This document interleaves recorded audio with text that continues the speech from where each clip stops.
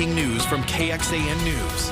That breaking news out of the First Warning Weather Center. Parts of Central Texas upgraded to being now under a winter storm warning. It is a bitter cold to start your day, and you can see here, these are some photos sent from outside the Austin airport overnight. There is a wintry mix on the ground, sleet and snow flurries reported across Central Texas.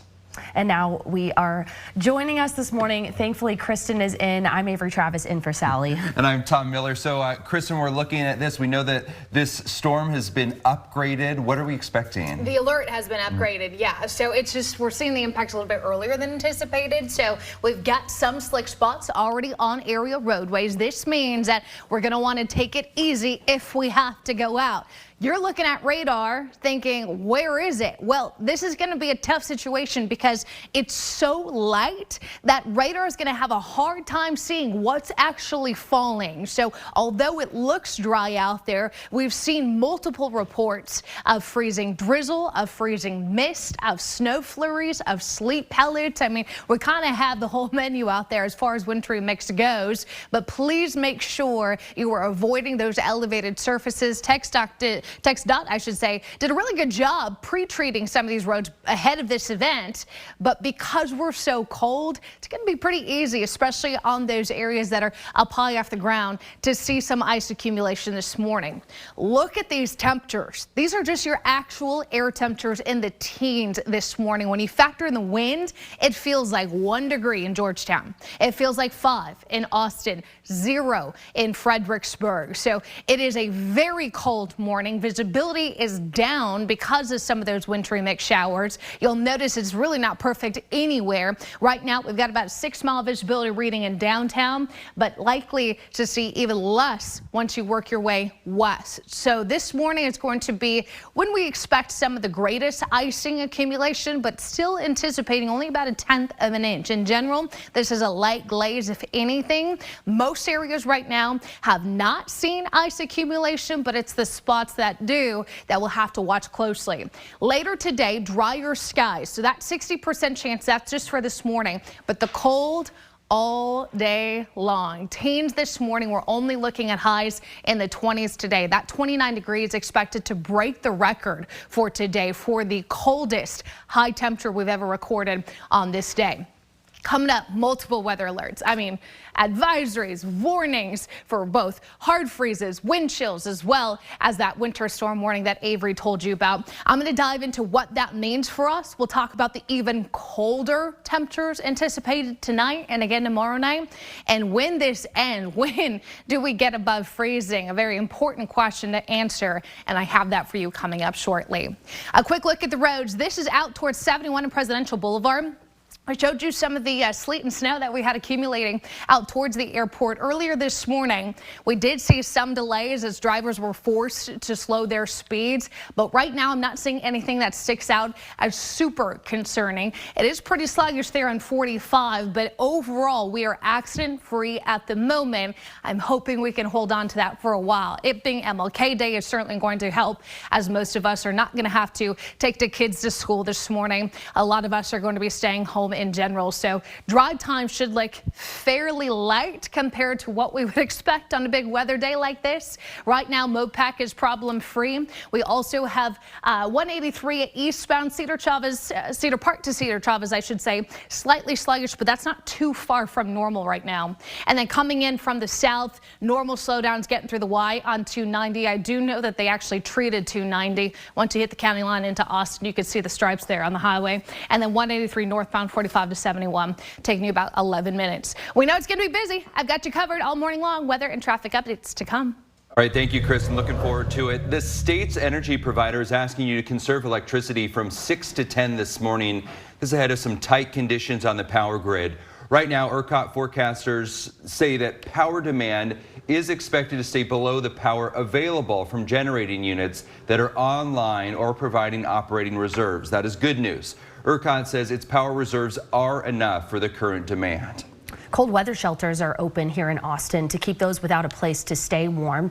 Before registration even started, and this was on Saturday, people were already lined up with bags and blankets trying to get a spot. The staff at one Texas center near downtown said there were already 200 people coming in and seeking that shelter. With more freezing days ahead, the staff says it's likely overflow shelters will need to be opened. Going in depth for you, the city says the Homeless Strategy Office decides when to activate these cold weather shelters using National Weather Service forecasts. The city says the shelters are activated if temperatures are forecast to be 32 degrees or colder overnight, 35 degrees and under with precipitation, or 35 degrees and under with a wind chill of 32 or colder. Well, many Central Texas kids are already at home this morning with schools off for Martin Luther King Jr. Day, but some districts do not have a holiday. No, there's a handful of them that were supposed to have class, but with this potential icing in the forecast, we heard from a few districts that are already canceling classes. DAS CCSD has canceled school for today and delayed the start of classes until 10 Tuesday morning. Schulenburg ISD also closed today. No word yet on whether those campuses will be open on Tuesday. Burnett CISD has also canceled classes for today. To keep up with the school delays and cancellations we're already hearing about, you can head to KXAN.com and click on this story. To stay informed as well, be sure to download our KXAN weather app. We're going to keep you updated throughout this cold snap 24/7 there. You can download the app through the Google Play Store or the Apple App Store. And remember, send us any pictures or videos of how the weather is looking out in your neighborhood. You can email those right now to reportit@kxan.com. An Austin congressman talks about kicking out a member of Joe Biden's cabinet and a possible government shutdown. What the latest poll numbers are showing as the first votes are about to be cast in the 2024 presidential election season. Good morning. It is early here on this Monday, and look at this. This is a live look outside where you can see these little flurries of snow and this wintry mix really starting to come down here in Central Texas. We're keeping a close eye to see if any of this is sticking on the road, and we'll report back if we do find any of those slick spots. We are also just hours away from the first ballots being cast in tonight's Iowa presidential caucus. On the Republican side, it's a race for second place. The final NBC News poll shows Donald Trump with a 28-point lead. Now, if that holds up, it would be the widest margin for a non-incumbent in the Republican caucus since 1988. Former United Nations Ambassador Nikki Haley narrowly leads Florida Governor Ron DeSantis in that race for second place. A challenge the candidates face this year is rallying their supporters to turn out with wind chills in Iowa as low as 40 below zero. Still ahead, meet an author showing the world a different way of communication. And from our road conditions to your child's school to the power you rely on, we've got all the information you need to know to get through this winter weather. Good morning. A trigger warning for you. We're going to recap the Dallas Cowboys Green Bay Packers wild card game from Sunday. That's later in sports. Keep it here. Welcome back, everyone. We're looking live outside where we're starting to see this wintry mix pick up, but Kristen is tracking these conditions for us all morning. We've also got crews that are heading out to check out the road conditions for you. So as you wake up with us, be safe, check in with us, download the app for the latest, and we'll have all you need to know this morning. In case you have the urge for a polar plunge, I might be a little worried about you, but you may want to hold off going to Barton Springs for more reasons than one. One reason I'll give you, though, the city of Austin says the pool is closed until 11 this morning. Once it does open, they do want to warn you, it is swim at your own risk both today and tomorrow. Might be nice, though. Capital Metro will not be taking on passengers until later this morning. The agency says it'll begin service at 9 and will not be operating UT shuttles, express or rail in observations of Martin Luther King Jr. Day.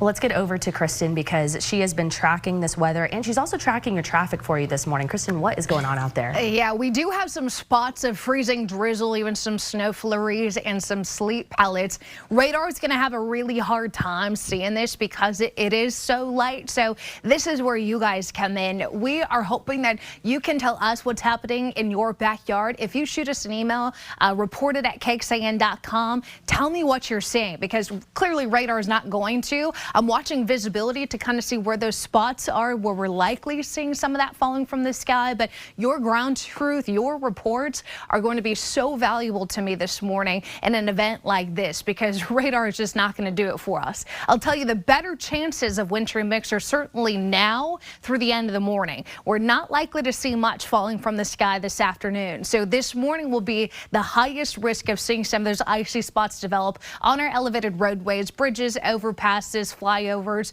We know the drill here, right? Here in Central Texas, this is not our first icing threat, but unfortunately, our temperatures are going to be widespread cold. So whether or not you actually see any of this wintry mix this morning, it's still bone-chilling cold out there. Putting this into motion, you're noticing the pink, which is radar indications, future radar indications of freezing drizzle. But I'm going to tell you right now, because we've already seen reports of flurries and sleet, that it's certainly possible we see some of that mixed in. But the primary concern will be freezing drizzle through this morning, kind of spotty to scattered over the area, really hugging our eastern counties, though. I-35 eastward is where we'll probably end up seeing some slightly higher totals here compared to what we've got out west. But this continues through 9, 10 a.m. and then you'll notice the pink kind of fades by noon, and we could even see a little bit of sunshine before we close out the day today as those clouds slowly start to disappear on us. That being said, I'm still most concerned about those roads, those highways that are up off the ground. So the bridges are likely going to be the slippery spots.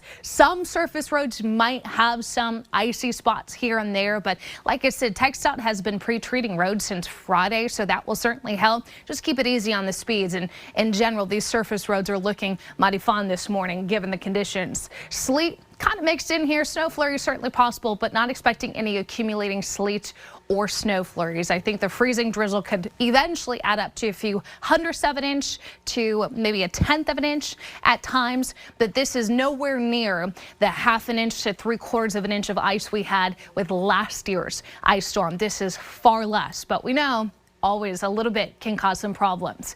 The wind chill, I think, is going to be a huge deal today, because some of us starting to get out and about after the cold day yesterday.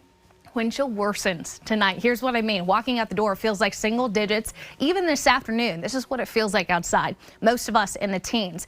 Then we get back down to the single digits, if not even sub-zero in some spots. This is what it's going to feel like tomorrow morning outside when all the kids, all the staff goes back to school, when many of us go back to work. I mean, tomorrow morning is dangerously cold with an uptick in winds, and that cold air still in place. Still feeling like 20s tomorrow, but at least we get a little sunshine in for our Tuesday. Winter weather alerts. Now, earlier we told you that winter weather advisory has been upgraded to a winter storm warning. That's for the I-35 corridor eastward. Winter weather advisory is still in place for the hill country through noontime today. This is to account for the effects of the potential icing that we could see this morning.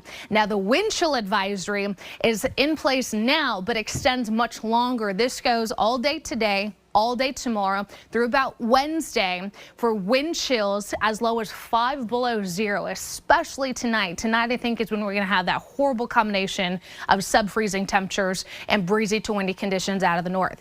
The hard freeze warning is also in effect for the same time frame here. Today, tomorrow, and through Wednesday morning, the actual air temperatures as low as 10 to 20 degrees. Not that we won't see that in these northwestern counties. It's just it's a different National Weather Service office. Sometimes they've got different criteria. You're still going to be cold in San Saba, Mason County, I can promise you. We're getting warmer eventually, yes. Highs back to the 60s by Thursday. Really midday Wednesday is when temperatures will warm above freezing here. But that cold front coming in late Thursday, another Arctic cold front. Now, it won't be nearly as strong as what we just had, but you could anticipate temperatures to tumble again Friday into Saturday. We're also looking at some wetter conditions by the time we hit the end of the weekend. So there is going to be continued changes in the forecast, but let's get through today first. Let's get through that chance to have some rain. That actually should say 60% this morning. 7-day forecast just catching up with what we've got going on. Really cold temperatures, though. Look at these lows. Record breaking this afternoon, record breaking tonight, record breaking again tomorrow night. The sunshine at least takes us through Thursday. There's that cold front that knocks our temperatures back down to the 40s on Friday. Some rain chances to finish up the weekend. All right, let's get you a check on traffic. Oop, that's new. 2 new incidents. Let me get you over to my computer because I want to make sure we're paying attention to what's happening on the roads this morning. These Just fired up over the last 10 minutes. So it does look like this is on I-35. And if I can get some information here, the first one is the lane is actually blocked, I-35 southbound, because of a crash right at Breaker. So that's new. So we're probably just starting to see those delays pick up and expected to intensify if we already have a lane blocked. We also have a stalled vehicle a little further north, still in the southbound lanes of I-35, but this one on Palmer. So 2 incidents to watch for. That's I-35 southbound, one at Palmer, the other at Breaker. It's the one at Breaker that's causing that lane closure. Again, drive times are going to be significantly slower than normal here. You're going to have to leave at least 15 extra minutes early because the posted speeds are a little too fast given the wintry weather conditions we're looking at this morning. Down to the south, starting to see MoPac pick up just a little bit. Again, MoPac a little more elevated than I-35 in general, so be sure to stay aware of some of those icy spots as you go over the elevated regions on the highways. All right, thank you, Kristen. Let's go to Washington now. And congressional Republicans launch efforts to impeach Homeland Security Secretary Alejandro Mayorkas. It's over how he's handled immigration enforcement. Right. Texas Congressman Michael McCall is a key player, and our Monica Madden spoke with the congressman about why he is backing impeachment. What specific actions or inactions from the secretary do you think warrant his impeachment? I think it's a failure to follow and execute the law, the failure to detain and remove those coming into the country illegally. Congressman Michael McCall chairs the House Foreign Affairs Committee and believes DHS Secretary Alejandro Mayorkas should be removed from the president's cabinet. But going back to what the founding fathers envisioned, talked about things like abuse of power and neglect of duty, dereliction of duty. Hamilton talked in the Federalist Papers about injuries done immediately to society itself, which clearly there's been a lot of damage to the fabric of America over the last 2.5, 3 years. Democrats argue the impeachment effort is baseless. We used to come together to resolve policy disputes, but now Republicans are trying to use the awesome power of impeachment instead.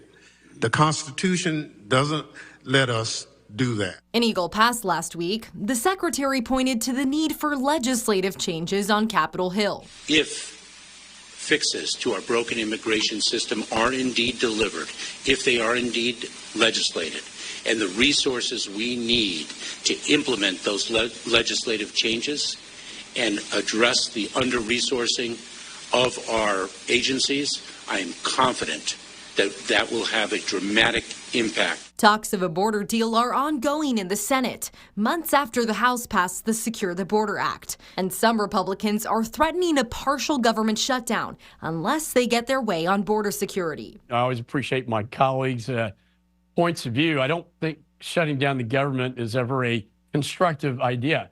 I think the better idea would be to have a short-term resolution, get these funding measures. McCall worries about how a shutdown could impact our international allies. Looking at a war in Israel, a war in Russia, Ukraine, a potential war in the Pacific is not the time to be shutting down the government, in my point of view. I think we can get all these things done constructively by an open government process. Monica Madden, KXAN News. Monica, thank you. Over the weekend, House and Senate leaders did cut a short-term deal to keep the government funded until March. Now, the move is expected to give lawmakers more time to produce longer-term spending deals. Texas children's book author is using her deafness to teach a new audience about sign language. Carly Waldrep was born deaf, grew up in deaf education programs before becoming a deaf educator herself. After adopting her deaf dog, Rhett, she said she wanted to share their story with more people. The hope is to expose them to sign language in the deaf community. Waldrop's book, I Definitely Can, Rhett the Healer, follows Rhett's story living in animal shelters, also his journey to adoption and learning sign language. Waldrop says she hopes her book teaches children that being deaf isn't a disadvantage, just a different way of communicating. When I was younger, I didn't have a lot of confidence as a deaf person. I didn't really accept my deafness until I got to college. And he's just my constant reminder that it's okay. Like, life is still good, you know, even though we have our challenges. Along with her book, Waldrop also runs her social media account. She's such a positive attitude. Her social media account is to teach adults about sign language and learn more about the deaf community. Digital reporter Kelsey Thompson has more on her story at KXAN.com. This is KXAN Sports, brought to you by Thomas J. Good morning. The Cowboys were on a 16-game home winning streak heading into Sunday's playoff game against the Green Bay Packers.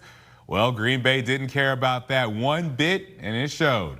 Mike McCarthy, he coached the Packers at one time. Quarterback Dak Prescott, they're trying to overcome the Cowboys' playoff troubles that have plagued the franchise. Well, in the first quarter, the Packers struck first. Aaron Jones runs up the middle from 3 yards out for the touchdown, 7-0 Green Bay. Then Jordan Love, what a day for him with the Packers up 14-0 already. He finds Dontavian Wicks for the touchdown. That's 20-0 Packers. Cowboys needing to get something going. Jerry Jones just hoping for some kind of momentum here, and well, it's snatched away by Darnell Savage in the form of an interception return for a touchdown. 27-0 Green Bay. Third quarter, Cowboys still trying to fight, get something going. Tony Pollard runs in for a touchdown to make it 34-16. Cowboys would miss the extra point. But Jordan Love dropping back, and he finds a wide open, and when I say wide open, I mean wide open Luke Musgrave. He had all the time in the world to haul that ball in. That's a 38-yard touchdown pass, 41-16 Packers. Green Bay, too much for Dallas. They win 48-32. Cowboys eliminated in the first round at home. College football. Former Alabama receiver Isaiah Bond is transferring to Texas. Bond had 48 catches for 668 yards and 4 touchdowns for the Crimson Tide last season. Bond will be a junior next year. He entered the transfer portal once his former coach Nick Saban announced his retirement from Alabama. And that is it for sports. Let's go back over to you. For those listening on the KXAN Today podcast, thanks for joining us. Here's what else we are tracking on KXAN at 5. Flight delays and cancellations already happening at the Austin airport. We'll have what you need to know before you take to the sky this morning.